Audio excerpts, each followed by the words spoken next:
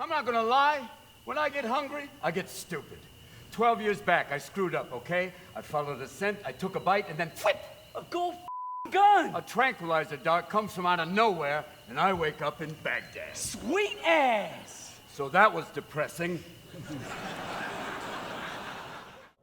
Hi, I'm Belinda Luscombe. This is Time Magazine's 10 Questions. Today we are asking our questions of Robin Williams. Hello, Mr. Williams. Welcome, Mr. Luscombe. So, in your new play, The Bengal Tiger at the Baghdad Zoo, you're playing the tiger.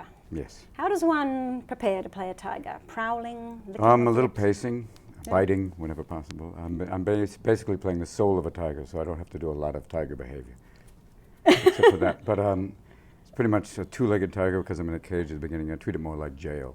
But it's, the essence of a tiger with not a lot of, no costume except for just beaten up clothing, This is your Broadway debut in a serious Broadway play. Yeah, when I did Godot, it was under Broadway. That's that right. was about 20 years ago, actually. So, yeah, this is Broadway debut. And you left Juilliard in what, 1975?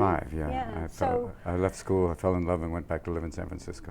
This is actually a serious play. Mm-hmm, very. And does your appearance in the play reflect any personal feelings you have about the Iraq War? I mean, I've been there 5 times, Afghanistan 6. My feelings are more about, I'm still wondering where the weapons of mass destruction, even though they had Hussein. You had the guy himself. You'd think if anybody knew, Saddam, what is it? I'm not telling. Too late, he's gone. How weird is that? Crazy. But my feelings about the war is just the idea of ghosts, especially. I mean, this war, I was just there recently, and, they're winding down, in quotes. Supposedly be out of there by Christmas next year. So what do we come back from? What's the damage to the Iraqis? What's the damage to us? What do you leave from there when it just ends? Like you said, in the lines in the play about, you Americans think when something dies, that's it, it's over. But when you go to the Middle East, you realize that there's a real sense of things stay around. You did a stand-up tour in 2009, Right. Weapons of Self-Destruction. Yes, yes. If I went to the right club on the right night, might I find you? Would you still ever go? I haven't been able to go out yet since I've started the play, but I think I'm going to have to start to go out again because it's about time. Now that I've got the gig, I can start to go out and do shows maybe on the weekends, and just because I've started, I'm starting to get the urge to go back in again, and it's important to go out and do it because there's so much to talk about. The fact that Donald Trump wants to see Obama's birth certificate, I want to see his hairline first. Absolutely. I think so. Where I does believe it the hair. stop? I believe the hair is actually him. I believe at night he walks into a small room, sits down, and the hair goes. Who shall we marry next? We're going out. Put your name on that building. Okay. Leading on from that question, that answer, leading into that. is being funny sometimes a hindrance to social interaction? Example: I was once walking in an airport, and a woman came up to me and said, "Be zany."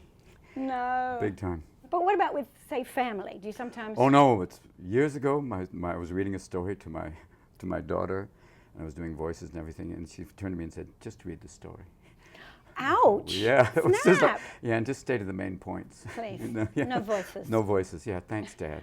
How often does someone else make you laugh? Oh, big time. Is it kids or is it? No, kids do. Comics of comedians that make me laugh: Chris Rock, Louis C.K., Patton Oswalt. And now I've been hanging out with Mort Sahl, and that's been the gift. Hanging out with him is 2 things. It's history, but it's also just he's amazingly funny and still has everything going on all cylinders, which has been wonderful. So you can, when you get older as a comic, you stay funny. You can still, or do you need to? You try to stay funny as you get older as a comedian, and then you get to this point going, Good evening, ladies and gentlemen. Thank you for coming to my show. oh, you try and stay funny, yeah. I mean, when you see like Don Rickles or like Mort, and you see these guys who are just still doing great, that's what keeps him alive, and it keeps him going. Billy Crystal has said that stand-up is how comedians process things that are painful. Yeah. But does that mean we have to wish more painful things on you? You don't have to. I find them. I was thinking of, that concept that Tourette's is a thing where people say kind of nasty things. Is there another thing of like a positive Tourette's? That dress is beautiful. Your legs are nice. So everything is wonderful. Going, you really are lovely. Nice eyes. Nice eyes. So your teeth are beautiful. Your teeth are beautiful. All of them. Why does it have to go the other way? Yeah, well, I It think, seems well, okay. because it's the subconscious creeping up. But then you're thinking, is there a nice side of your subconscious going, I really like you. I just want to pet you. You're nice. way. You are sort of unique among comedians, and I don't think you've actually written a book. No, I hope not to. You hope not to. Especially a biography. I mean, I have a lot of friends who are authors who are great. I just don't have the discipline to do it. The learning somewhat, but the discipline is to really sit down and write a book. Maybe cut to 5 years from now, I'm here with my new book, so that's the way you like it. But I don't think so. You could just talk into a tape recorder and then someone will right. type it up for you. We do that here at Time. Oh, then I should do a book. You've gone through all my questions. We did it. Every question! Good job. Yay.